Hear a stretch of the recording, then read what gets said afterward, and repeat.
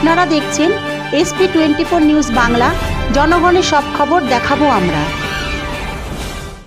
লোকসভা বিভিন্ন কেন্দ্রে আমরা আজকে পরিক্রমা করলাম, সমস্ত জায়গা ঘুরলাম, সমস্ত বুথে শ্রীরামপুর, কোন্নগর, হিন্দমোটর সমস্ত জায়গায় খুব ভালোভাবে, সুস্থভাবে, ঠান্ডাভাবে সমস্ত জায়গায় ভোট। কিছু জায়গায় হয়তো দেখা গেল একটু এই আপনাদের 6 নম্বর ওয়ার্ড চন্দননগর, এখানকার চন্দননগর একটা সাংস্কৃতিক শহর, আপনারা জানেন, এমনি শান্তির শহর।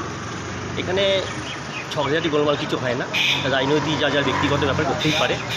কিন্তু একটি কথা বলতে পারি যে বিগত 5 বছরে লকেট দেবী এখানে সাংসদ হওয়ার পর একটি কাজও করে, এমনকি ওনার মুখও দেখা যায়নি।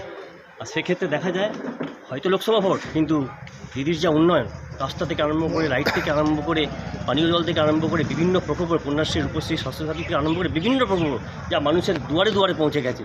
অতএব আমরা আশা করছি রচনা দেবী লক্ষ্যেরও বেশি ভোটে জিতবে। জয় বাংলা।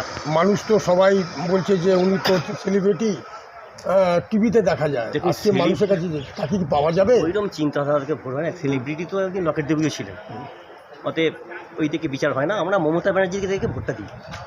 রচনা ব্যানার্জি তো আছি আমাদের, কিন্তু আমাদের মমতা ব্যানার্জির প্রার্থী। অতএব উন্নয়নটা দেখতে গেলে মমতা ব্যানার্জির দিক থেকেই হবে।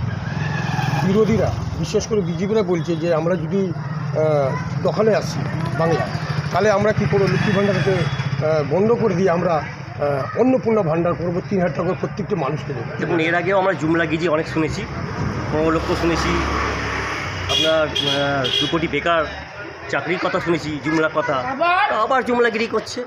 ভোটের পর দেখবেন ফুস। অতএব দিদি যেটা বলে সেটা করে। অতএব অমিত শাহ তো বলে গেলেন যে আমরা এবারে 30টার উপরে সিট নেব। অমিত শাহ তো 42টাও বলতে পারেন, ওটা ওদের ব্যাপার। কিন্তু আমরা 30টার উপর সিট পাচ্ছি, এটা 100%। আর রচনা দেবী এখানে লক্ষাধিক ভোটে জিতছেন।